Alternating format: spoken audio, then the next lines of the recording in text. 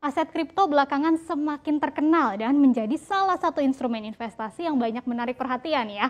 Selain trading alias jual beli koin kripto, ternyata ada salah satu cara lagi nih yang bisa kita gunakan untuk mendapatkan passive income dari aset kripto ini, yaitu dengan melakukan staking koin.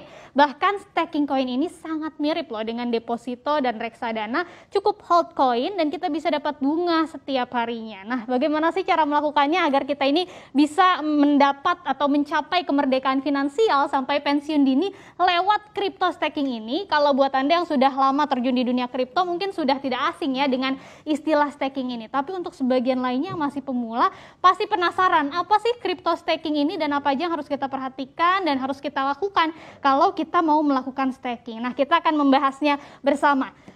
Kita mulai dulu dari yang paling sederhana ya, apa itu crypto staking? Jadi secara sederhana staking ini sebetulnya mirip dengan penambangan koin ya, yaitu suatu proses untuk memvalidasi transaksi atau segala aktivitas yang terjadi di sistem blockchain dengan cara mengunci jenis kripto yang kita memiliki. Nah, kalau kita berhasil melakukannya, maka kita akan mendapatkan reward alias imbalan. Nah, proses staking koin ini erat kaitannya dengan istilah mekanisme konsensus ya, proof of stake atau POS dan delegated proof of stake atau DPoS. Nah, dan ada beberapa juga mekanisme konsensus lain dari aset kripto tertentu. Dengan mekanisme konsensus ini, maka proses validasi tadi, validasi transaksi itu jadi lebih hemat energi, sehingga ketika kita melakukan staking tadi, maka atas aset kripto tertentu secara langsung kita berpartisipasi nih, membuat blockchain itu jadi lebih aman dan lebih efisien. Sebagai gantinya sekali lagi kita akan mendapatkan imbalan nanti atau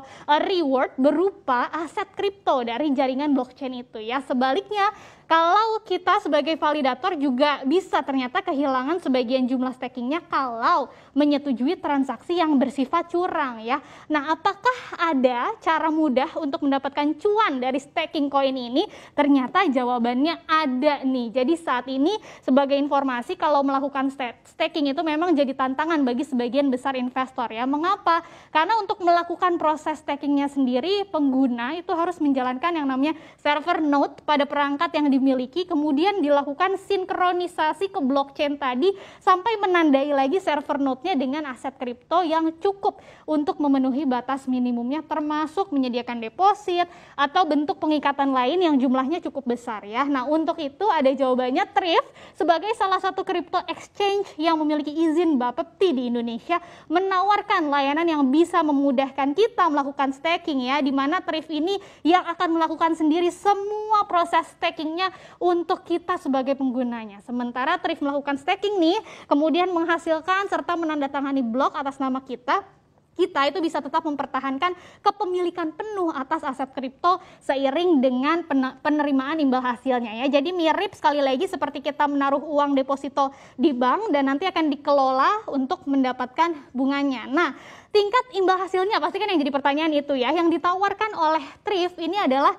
proyeksi ya. Proyeksi berdasarkan imbal hasil yang didapat selama 30 hari terakhir. Dengan catatan setiap jaringan blockchain ini menawarkan tingkat imbal hasilnya masing-masing ya. Ini bergantung pada jumlah peserta stakingnya. Dan besaran tingkat imbal hasilnya juga dapat berubah sewaktu-waktu pastinya di masa yang akan datang. Untuk saat ini juga menarik bahwa Thrift bahkan tidak mengambil komisi untuk seluruh imbal hasil yang kita terima. Nah, kalau Anda tertarik dengan fitur staking ini, Anda bisa mengunjungi website Thrift untuk mengetahui lebih detail lagi apa saja syaratnya dan aset kripto apa saja yang bisa di staking ya pada platform ini. Tapi pertanyaan selanjutnya nih, apa nih kira-kira keuntungan dan bagaimana sih manajemen resiko dari staking di Thrift ya? Kita akan bahas di slide berikutnya. Nah, ini dia salah satu keuntungan yang akan didapat investor dari staking di Thrift ini adalah kebebasan investor untuk bisa melakukan penarikan imbal hasil selama 24 jam, kapanpun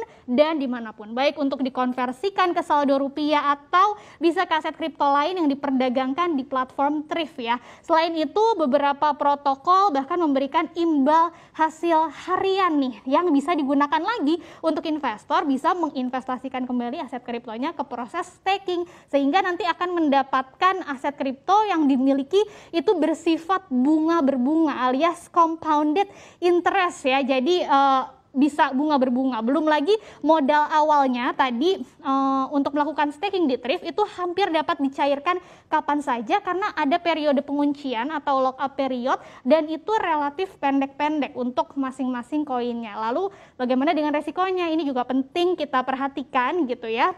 Ada salah satu resiko yang utama dari staking koin yaitu resiko pasar yang terkait dengan potensi pergerakan harganya yang liar ya, cryptocurrency kan, dan dapat merugikan aset kripto pastinya dalam proses staking karena aset ini tidak dapat dijual selama proses staking dan menunggu proses unstaking selesai. Nah, itu dia tadi beberapa penjelasan yang harus kita pahami supaya kita bisa pensiun dini lewat crypto staking. Kalau sudah tahu caranya, kunjungi website Thrift-nya, langsung dicoba ya. Bener nggak nih kira-kira bisa pensiun dini lewat crypto staking?